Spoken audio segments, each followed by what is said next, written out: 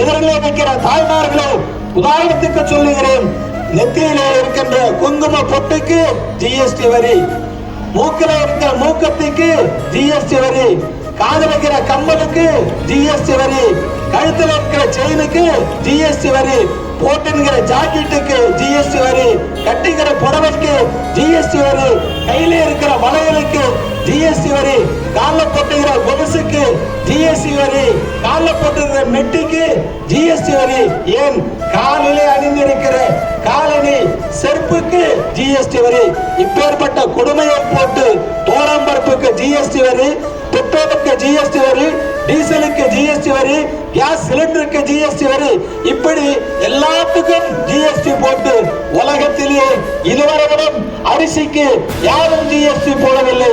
அரிசிக்கு ஜிஎஸ்டி போட்ட ஒரே கொடுமையாளர் யார் என்று சொன்னால் மோடி தான்.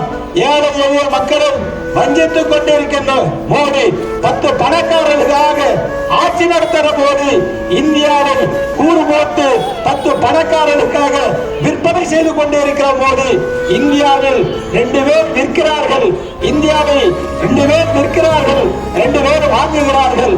விற்பது மோடியும் அமித்ஷாவும், வாங்குவது அதானியும் அம்பானியும்.